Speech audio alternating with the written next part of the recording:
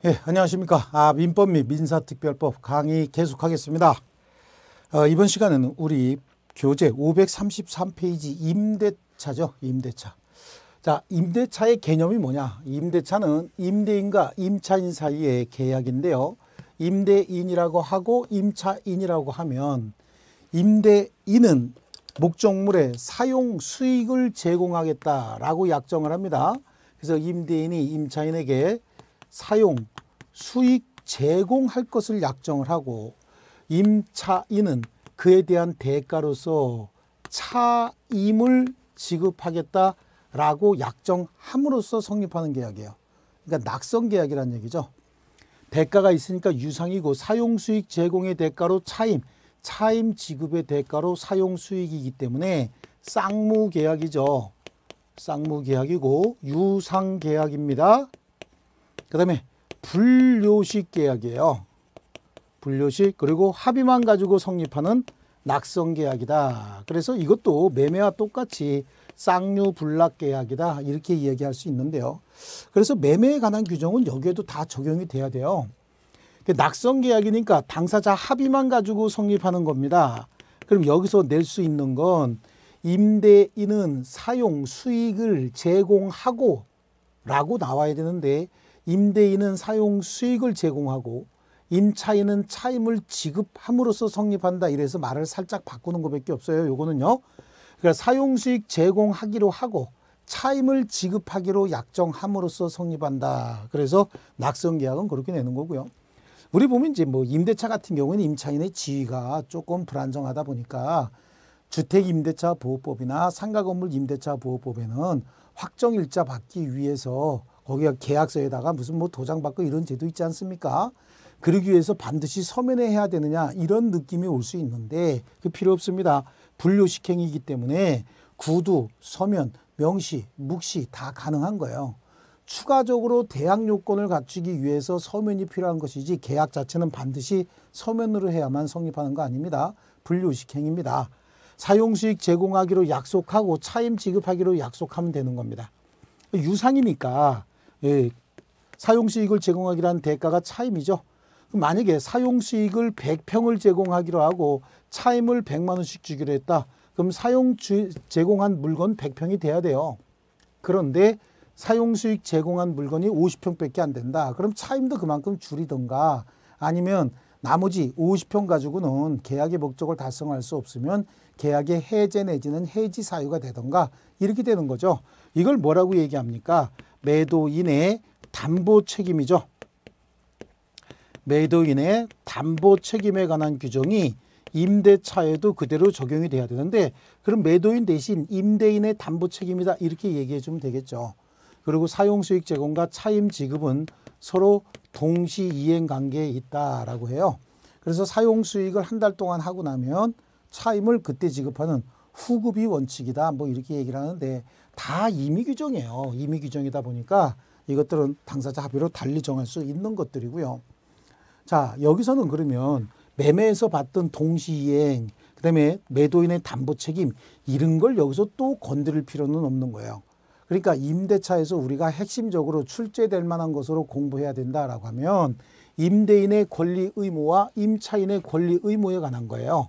임대차 기간 어떻게 할 것이냐라고 하는데 임대차 기간에 관해서는 우리 민법에 아무런 규정이 없습니다.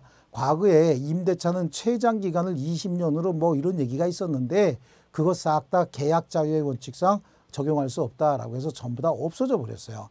그래서 임대차 기간은 당사자 합의로 자유롭게 정해요. 그런데 주택임대차보호법이나 상가건물 임대차보호법에는 최단기간 제한이 있는데 우리 민법상 임대차는 최단기간 제한도 없어요.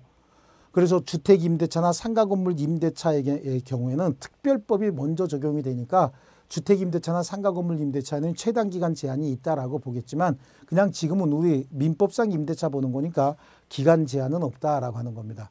그럼 도대체 뭐를 공부해야 되느냐 그런 문제가 생길 수 있지 않습니까? 자, 임대차 계약을 체결했고 당사자가 합의가 있었다. 그러면 임대인은 임차인에게 어떤 권리가 있고 어떤 의무를 부담해야 되느냐라고 하는 거하고 임대차 계약으로 인해서 임차인은 그러면 임대인에게 어떠한 권리를 행사할 수 있고 어떠한 의무를 부담하느냐라고 하는 건데요. 말 그대로 쌍무계약 아니었습니까? 쌍무계약? 쌍무계약이기 때문에 임대인의 권리는 임차인의 의무가 되는 거고 임대인의 의무는 임차인의 권리가 되는 겁니다. 서로 상대적인 내용 아닙니까? 그래서 우리는 여기서 임차인의 권리 그리고 의무 위주로 공부하시면 되는 거죠. 그리고 시험도 이쪽에서 나와요. 시험을 임대인의 권리 갖추고 이렇게 내면은 뭔가 좀 휴머니즘이 없어 보이지 않습니까? 그래서 뭔가 휴머니즘 있는 척하기 위해서 임차인의 권리 위주로 많이 낸다. 그럼 임차인의 권리라고 하는 건 뭐가 있느냐는 얘기죠. 가장 대표적인 게 뭡니까? 임차권이죠. 임차권. 그래요. 계약의 내용대로 또는 목적물 성질에 의해서 정해진 용법대로 사용, 수익이 가능한 상태로 제공해 주시오라고 요구할 수 있는 권리를 임차권이라고요. 중요한 말이 사용, 수익이 가능한 상태까지 제공해 달라고 요구할 수 있다. 이게 임차권입니다. 그런데 사용, 수익을 하는 과정에 혹시 사용, 수익이 불편해지거나 사용, 수익이 불가능한 상태로 목적물이 갑자기 돼버리는 경우도 있죠. 자, 그럴 때는 어떻게 할 거냐는 얘기죠. 그럴 때는 수리해야 됩니다. 그래서 유지 보수 비용도 지출해야 되고요. 또 편익을 증징하기 위해서 또 기타 가치 증가도 그래서 계량 비용도 지출해야 되는데 그런 비용이죠. 그런 비용은 원래 임대인이 부담해야 되는 비용인데 임차인이 급하니까 지불할 수도 있거든요. 그렇습니다. 여기 목적물이 비가 샌다. 갑자기 목적물에 비가 갑자기 샌다라고 할 때 잠깐 보시겠습니다. 자, 임대차. 자, 이쪽이죠. 임대차. 목적물에 비가 갑자기 샌다. 이럴 경우에 목적물에 비가 새면은 이거 누가 고쳐야 됩니까? 사용 수익이 불편해지면 임대인이 고쳐줘야 되는데 임대인이 시간적으로 이거 고치러 막 뛰어오고 이렇게 안 할 거란 얘기죠. 그러면 급하니까 결국은 임차인이 먼저 고치고 그에 따라서 지출된 비용은 임대인에게 청구할 수가 있어요. 이걸 비용상환 청구권이라고 하는데 이때 이 비용은 유지 수선 비용을 필요비라고 합니다. 우리 앞에서 많이 봤던 내용이죠. 그 다음에 목적물을 계량하는 데 지출한 비용을 유익비라고 하죠. 이 필요비나 유익비 상환 청구할 수 있고 이 필요비나 유익비를 빨리 안 돌려주면 이거는 유치권의 피담보 채권이 되기도 합니다. 그 다음에 혹시 토지에 대한 임대차와 건물에 대한 임대차가 있을 텐데 토지에 대한 임대차가 종료됐는데 그 지상에 임차인 소유의 건물이 있을 경우가 있죠. 그래서 지상물 소유를 목적으로 해서 토지 임대차가 있었다라고 한번 해볼게요. 그러면 임대인은 소유자 갑이고 임차인이 을이라고 한번 해볼게요. 그럼 을은 지상에다가 이런 건물을 지어서 가지고 있었던 거 아닙니까? 그런데 임대차가 종료가 됐다. 그럼 임대차 종료됐다는 이렇게 한번 해볼게요. 지상권하고 똑같이. 갑이 임대인이고 을이 임차인이고 토지 임대차는 임차인이 지상물을 소유하기 위한 임대차였다. 그래요. 그런데 그 임대차 기간이 만료가 됐습니다. 기간이 만료가 됐는데 임차인 소유의 지상물이 현존하고 있다는 겁니다. 지상물이 현존하고 있을 때 이때 임차인은 임대인에게 지상물이 현존하고 있으니 이거 철거하기가 좀 그렇습니다. 그러니까 계약을 갱신해 주세요라고 계약의 갱신을 청구할 수 있습니다. 이 갱신 청구는 형성권이 아니거든요. 그러다 보니까 임대인이 갱신을 거절하겠다. 거절해버리면 그때는 임차인이 임대인에게 그러면 지상물 당신이 사시오라고 지상물 매수 청구권 행사할 수 있고 이 매수 청구권은 형성권인 거예요. 그러니까 매수 청구권 행사하게 되면 매수 청구 당시 시가상당액으로 매매계약이 바로 성립하게 됩니다. 요거는 우리 어디서 봤나요? 어디선가 본 듯한 느낌이 있지 않습니까? 요건 어디서 본 거죠? 우리 민법 제 283조 지상권에 관해서 공부했던 거 있었죠? 그 지상권과 똑같은 내용이 여기에도 적용이 되는데 여기는 하나가 더 있어요. 임대차는 기간 정함이 없는 임대차가 있을 수 있어요. 기간은 자유롭게 정할 수 있거든요. 자유롭게 정할 수 있는데 처음부터 기간을 10년으로 20년으로 30년으로 정하지 않고 아예 기간 정함이 없는 임대차가 있는데 이때 그 기간 정함이 없는 임대차는 쌍방이 언제든지 상대방에게 임대차의 해지를 통고할 수 있는데 이렇게 해서 임대차가 해지가 되면 임대인이 한 경우에는 6월의 경우가 되면 임대차가 종료되거든요. 그러니까 여기도 토지 이 임대차가 기간 정함이 없는 임대차였는데 임대인이 임차인에게 해지하겠다라고 통고를 하는 거죠. 해지하겠다라고 통고하게 되면은 6개월이 경과되면 임대차는 그냥 종료가 되는데 6개월이 경과가 됐다라고 하는 말의 의미는 임차인이 갱신을 청구해도 거절까지 하겠다라고 하는 의미까지 들어가 있는 거예요. 그러면 임차인이 갱신 요구해도 거절까지 된 거기 때문에 그러면 바로 지상물 매수 청구권으로 바로 연결이 되는 겁니다. 이렇게 해서 지상물 매수 청구권이라고 하는 임차인의 권리가 있어요. 이 지상물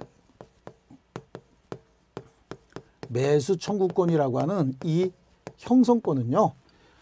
지상권에는 한 가지밖에 없지만 임대차에는 두 가지 종류가 있더라라고 하는 거죠. 지상권에 있는 거 하나하고 임대차에만 있는 거 하나하고 두 가지의 지상물 매수 청구 제도가 있다라고 하는 거 하고요. 또 하나는요. 부속물 매수 청구권이라고 하는 게 있어요. 이 부속물 매수 청구권이라고 하는 이 권리는 부속물 매수 청구권은 건물의 임대차에서 나타나는 거예요. 그럼 건물의 임대차는 어떻게 나타날까라고 했더니요.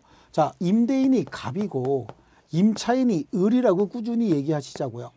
그래서 임차인 을이 여기에 갖다 붙인 물건이 있는 거예요. 이렇게 갖다 붙인 물건이 있어. 갖다 붙인 건 임차인이 갖다 붙였습니다.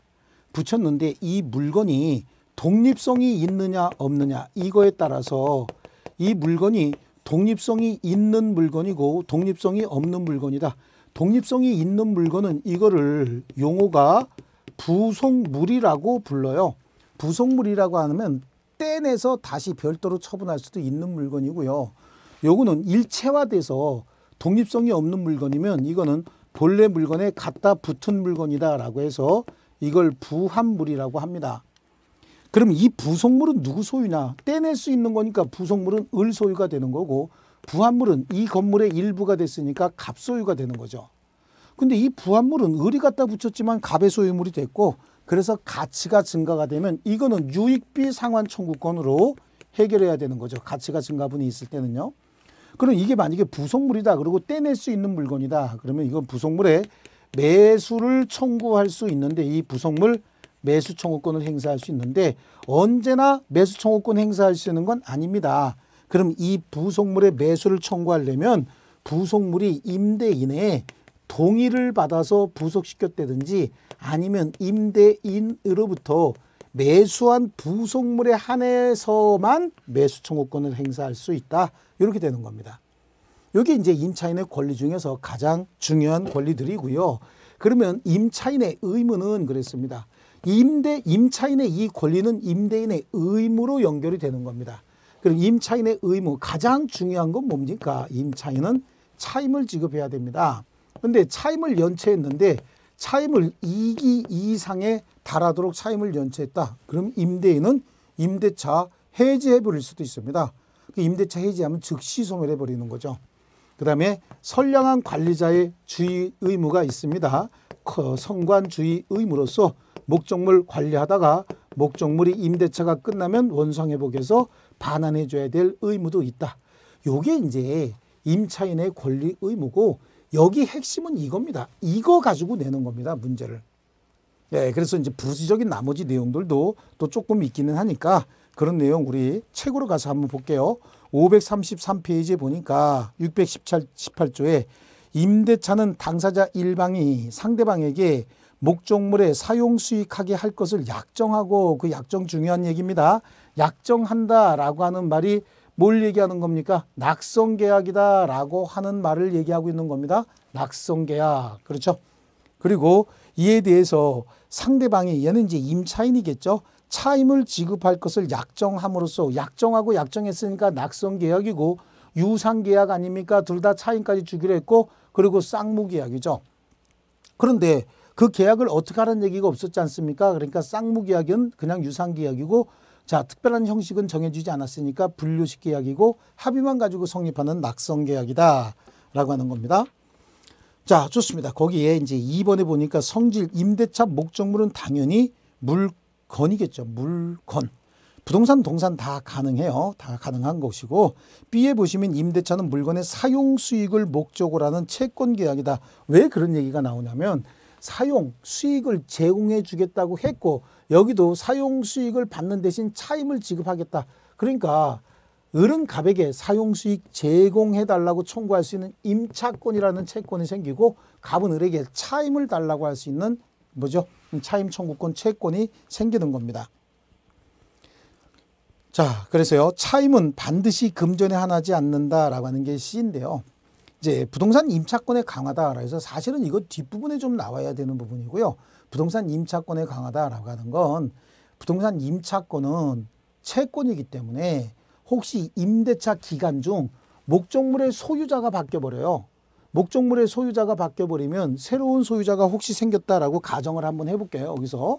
그래서 병이라고 하는 새로운 소유자가 생기면 임차권은 채권이기 때문에 을은 갑에게만 요구해야지 병에게는 사용수익 제공해 주세요라고 요구할 수 없거든요.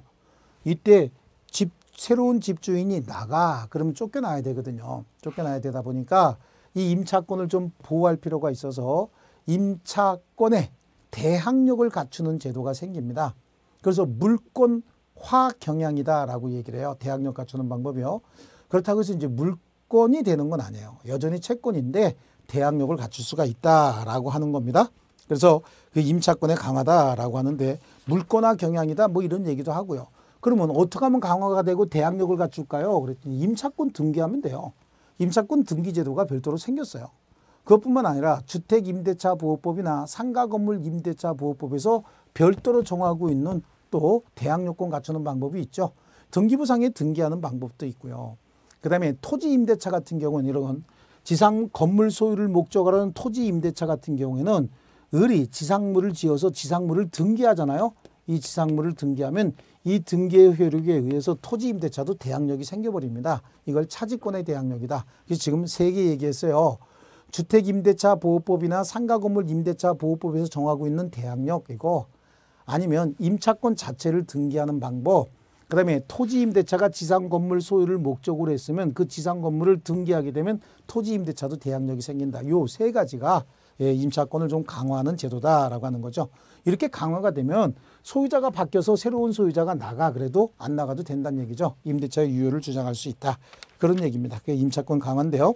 다음 페이지 534페이지에 보면은 부동산 임차권 강화 내용으로는 대항력 강화, 임차권 침해에 대한 배제, 임차권의 처분, 뭐 존속기간 보장 등이 있다. 복잡한 거 필요 없습니다. 임차권이 강화됐다. 이건 나중에 임차권 자체가 채권이기 때문에 처분할 수 있는 거예요. 임차권 자체를 강화한 게 아닙니다. 임차권 강화 제도는 아까 얘기했듯이 몇 가지다? 세 가지다. 이 정도 알아두시면 됩니다. 그래서 거기 대항력이 강화다라고 하는 거 나오잖아요.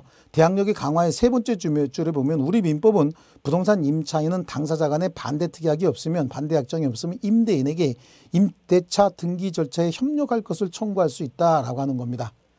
예, 그렇게 해서 협력할 것을 청구할 수 있다. 그렇다고 하면 청구권이 생기면 임대인은 특별한 사정이 없으면 반대할 수 없다 그런 얘기잖아요. 그럼 이것도 뭐 실질적으로 임차권 강화된 거죠. 원래는 없던 제도가 생겼으니까 강화 제도고요. 그다음에 이 622조는 지금 다섯 번째 줄에 건물 소유를 목적으로 한 토지 임대차 그렇습니다. 이 토지 임대차는 이거 임차인이 지상 건물을 등기한 때 제3자에 대해서 임대차의 효력이 생긴다라고 합니다. 이것도 대항력이 바로 생겼으니까 강화가 된 거죠. 이것도 지금 뭐 거기 우리 책에는 뭐 실질적으로 임차권이 강화된 것이라 볼 수 없다가 아니라 반대 특약이 없으면 임대차에 협력할 것을 청구할 수 있다라고 했기 때문에 반대 특약만 없으면 거절할 수 없다 그런 의미가 있기 때문에 임차권 강화한 거예요. 그래서 두 가지 했고요. 맨 밑에 주택임대차뿐만 아니라 거기 주택임대차만 나왔지 않습니까? 상가건물 임대차도 마찬가지입니다. 대항력권 갖추는 방법이 있지요. 그 요건에 의해서 대항력권 갖출 수 있다라고 하는 거고요. 이렇게 해서 대항력이 생겼다라고 한다면 물권처럼 방해 배제 청구권, 물권적 청구권 중에 방해 배제 청구권이 있지 않습니까? 그 방해 배제 청구권도 행사할 수 있는 거예요. 강화된 임차권 가지고요. 그 다음에 처분 가능성이다라고 하는데 원래 임차권은 처분할 수 있습니다. 원래는 하기는 뭐 채권이기 때문에 임차권 제3자에게 양도할 수 있어요. 근데 양도하는데 채권의 성질상 채권 양도했으면 임대인의 동의를 받아야 돼요. 임대인의 동의를 받아서 양도하는 거죠. 하지만 임대인의 동의가 있어야만 임차권 양도가 유효는 아니죠. 그래서 임차권을 양도할 수도 있고 전대할 수도 있는데 임대인의 동의를 받아야 임대인에게 대항할 수 있다. 이런 제도가 있습니다.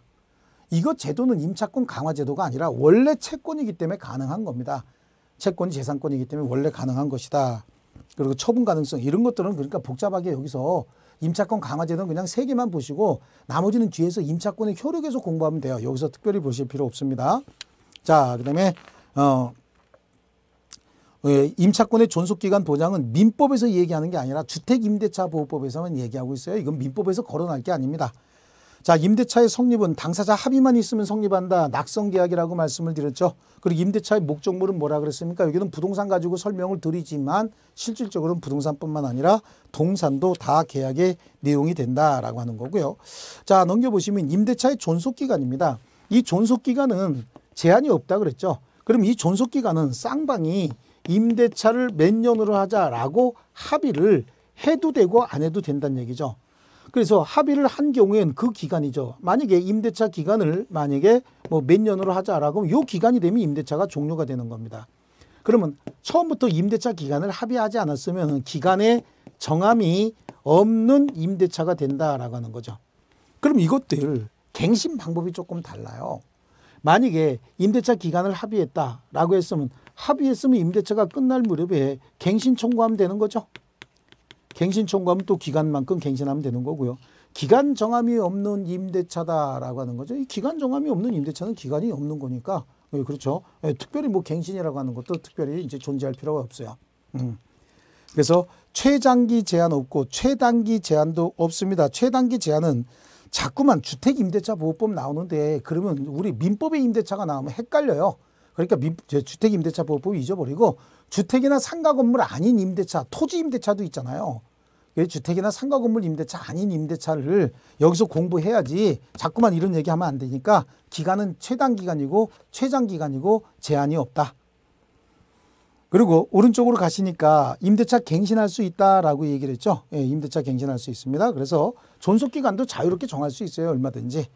합의에 의해서 갱신할 수 있다라고 하는데 갱신이 법정갱신도 있어요. 이 법정갱신은 다른 데서 보는 법정갱신하고 조금 모양이 달라요. 그래서 우리 가방구 을이 임대차를 했습니다. 그리고 임대차 기간이 만료가 됐는데 임대차 기간이 만료됐음에도 불구하고 을이 계속해서 사용하고 있고요. 사용하고 있고 임대인 갑도 상당한 기간 동안 이의를 제기하지 않고 있다는 거예요. 임대차 끝났으면 갑이 을한테 득달같이 돌려달라고 해야 되는데 돌려달라는 얘기도 안 하고 을은 또 아무 얘기 없이 계속 차임 주면서 기존의 목적대로 사용하고 있다 그런 얘기죠. 그런 임대차 이거는 그냥 종전 조건과 동일한 조건 기간 정함이 없는 임대차로 갱신된 것으로 본다라고 얘기를 합니다. 그래서 단기 임대차 합의에 의해서 갱신할 수 있고 토지 임차인의 갱신 청구권이다라고 하는데요. 건물 기타 공작물 소유 또는 식목 채용을 목적으로 하는 토지 임대차가 있었다라고 하는데 이거 얘기하는 거예요. 이거는 지상물 매수 청구권에서 공부하면 됩니다. 기간이 만료되면 갱신 청구할 수 있고 갱신 청구가 거절이 되면 지상물 매수 청구도 할 수 있다라고 하는 거. 이거는 지상물 매수 청구권에서 별도로 빼서 보면 되는 거예요. 그래서 여기는 갱신은 합의에 의한 갱신도 있고 법정 갱신도 있다. 그걸 537페이지 맨 밑에 보면 묵시의 갱신이다라고 해서 이렇게 얘기하고 있지 않습니까? 이게 법정 갱신인데 임대차 기간이 만료 후에도 임차인은 사용 수익하고 있고 임대인은 상당한 기간 동안 이의를 제기하지 아니한 때 전 임대차와 동일한 조건 그러나 기간 정함이 없는 임대차로 갱신된 것으로 본다라고 하는데 여기서 발생하는 다른 문제가 하나가 있어요. 기간 정함이 없는 임대차는 여기서 기간 정함이 없는 임대차도 있고 여기서 발생하는 기간 정함이 없는 임대차도 있는데 이렇게 기간 정함이 없는 임대차는 그럼 기간을 무제한으로 줄 것이냐라고 하는데요. 처음부터 기간을 정하지 않았다든지 아니면 법정갱신대에서 기간을 정하지 않은 임대차가 있답니다. 그럼 이런 임대차는 임대인이고 임차인이고 언제든지 상대방에게 임대차를 해지하겠다라고 의사표시하는 거죠. 해지하겠다라고 하면 상대방에게 보내야 되는 거예요. 그래서 이걸 특별히 그냥 해지 통고라고 얘기를 하는데 해지 통고란 말 안 들어가도 해지하겠다는 의사표시가 있으면 즉시 소멸하는 게 아니고요. 임대인이 해지 통과하면 6월, 임차인이 해지 통과하면 1월이 경과되면 소멸하는데 이건 이제 부동산의 경우에 그렇고요. 혹시 동산의 경우에는 양자 모두 5일입니다. 이거 뭔가 임자같이 안 보입니까? 6 빼기 1은 5다. 그래서 임자같이 보이죠. 그래서 부동산이고 이거는 동산의 경우에는 쌍방 모두 해지 통과하게 되면 5일이 경과되면 임대차는 종료가 돼버립니다. 그래서 일종의 이것도 형성권이다라고 얘기를 합니다. 자, 이렇게 해서 묵시의 갱신인데 묵시의 갱신에 추가적으로 볼 거는요. 혹시 이렇게 묵시의 갱신 됐으면 전 임대차에 다른 사람이 제공한 담보 같은 거 있잖아요. 원래 임대차 하면서 보증금 어떡할 거냐라고 하는 거 보증금 약정할 수도 있고 그런데 그냥 제3자가 제공한 담보는 소멸한다라고 해서 큰 의미 없으니까 그냥 넘겨버리시고요.